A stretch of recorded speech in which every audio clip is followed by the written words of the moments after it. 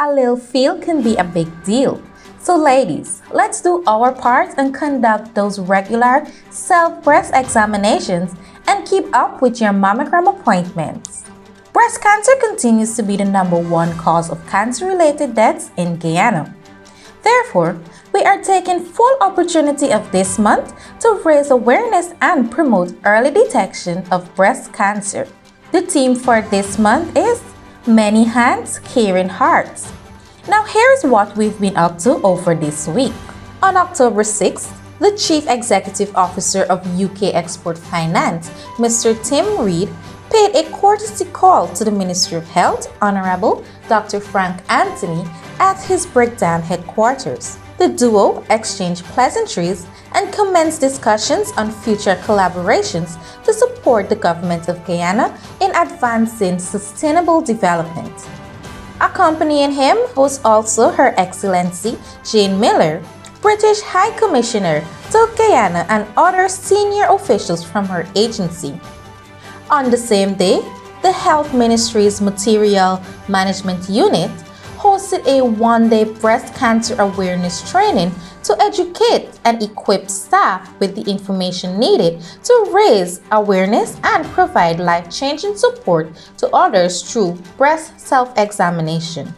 On the following day, the minister attended the Enmore NDC Awards ceremony in honor of 12 students who excelled in the National Grade 6 Examination 2023. In brief remarks, Dr. Anthony said that it is important for students to study hard and achieve great success for the future development of the country and to benefit from academic opportunities. It is important because we have many new things that are going to be happening in the country where we need people who are really going to be qualified. So we need more doctors, we need more lawyers, we need more people who are going to be engineers. And there are so many different fields that we need many more people to get involved in. The minister later disclosed that the government of Guyana will be extending additional scholarship for individuals to access Coursera courses free of cost. Last Monday, Dr. Anthony attended the opening ceremony of a 4-day training session for healthcare professionals in diabetes foot care at the Windjammer International Conference Room. This initiative was a collaborative effort between the Ministry of Health's Chronic Disease Unit and the Georgetown Public Hospital Corporation. Additionally, the minister, Dr. Frank Anthony, presented diabetes foot care kits to representatives of the 10 administrative regions during the launching ceremony. While delivering the feature address, he stated that the ministry aims to expand and develop healthcare for all chronic disease. The whole trust, therefore, is for us to expand not just diabetes care, but cardiovascular care, and also for us to develop other types of care for various other chronic diseases. So things like cancer, things like kidney diseases, lung diseases, and so forth. So you would see over the next couple of years a lot of emphasis in terms of building out these programs. In closing, Dr. Anthony indicated that very soon, the Health Ministry will be establishing clinical audit, which will be made up of local and external practitioners who will visit health facilities to ensure that patient care is kept. On the same day, a total of 17 motor vehicles were handed over to the RHOs of Regions 1, 7, 8, 9, and 10 to aid in the service delivery through the terrains. Among the transportations handed over were all-terrain vehicles, minibus and Land Cruiser ambulances, and ATV ambulances. While making brief remarks, Minister Anthony had this to say.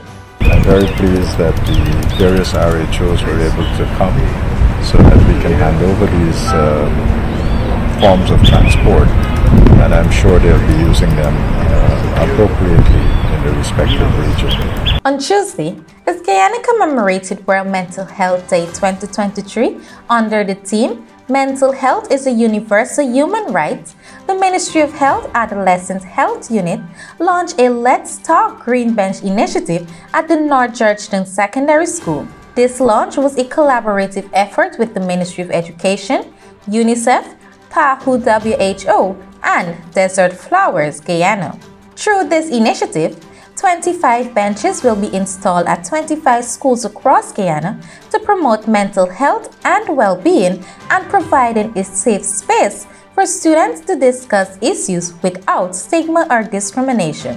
While delivering his brief remarks, Dr. Anthony stated that stigma and discrimination remains a challenge to mental health and emphasizes the need for more awareness.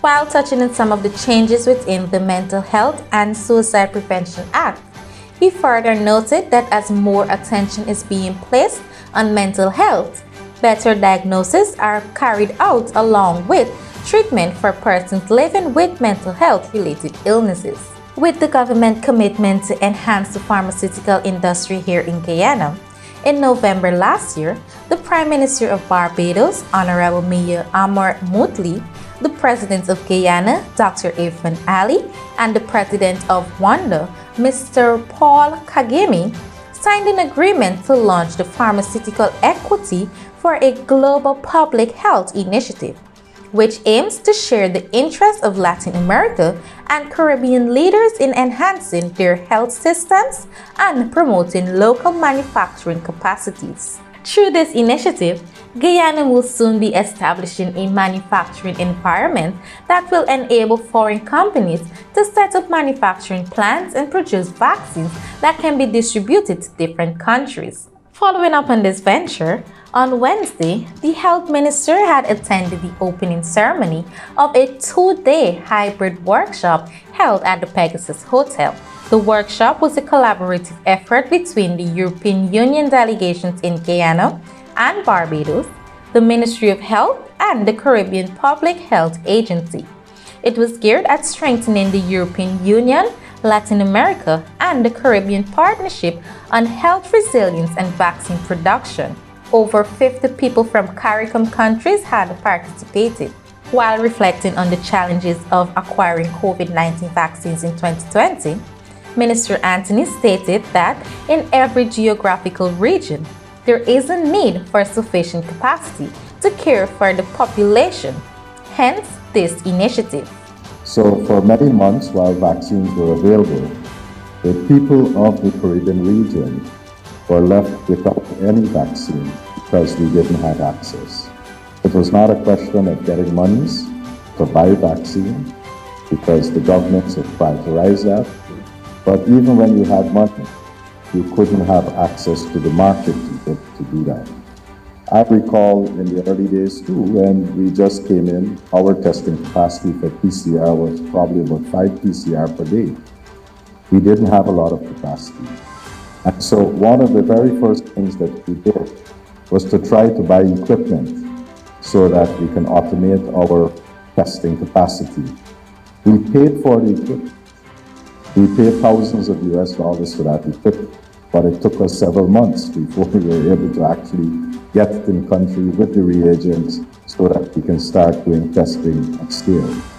So it was a big challenge for this region, and I think we all learned that lesson. And I don't think people before thought about the inequities, the geographical inequities that exist in terms of production of pharmaceuticals, vaccines, and so forth. And when you have something like a pandemic where supply chains, logistics are locked down, that you can have all these problems of moving things from point A to point B, getting it there on time so that it saves lives. I think we have now come to a position where we feel that globally, in every geographical region, they must have sufficient capacity to at least take care of the population that is around there. And if we're working on that principle, then we have to assess the systems that we have, see what challenges they have, and see how we can build them to the standards that we want to adhere to, global standards, but also enable them to build capacity. And that's why this initiative between Guyana, Barbados, Rwanda, EU is a very important one. In closing his remarks, the minister had disclosed that an assessment of Guyana's environment was conducted by experts from PAHU to ensure pharmaceutical and vaccine manufacturing could be carried out in the country. Through the results from the assessments, Guyana will then know how and where to make the investments in order to establish the manufacturing facilities. This has brought us to the end of our review. I encourage you to learn more about self-examination. If you haven't had a mammogram, get your appointment set up ASAP. You can follow our Ministry of Health Facebook page and other social media platforms for more information on breast cancer. Until then, take care.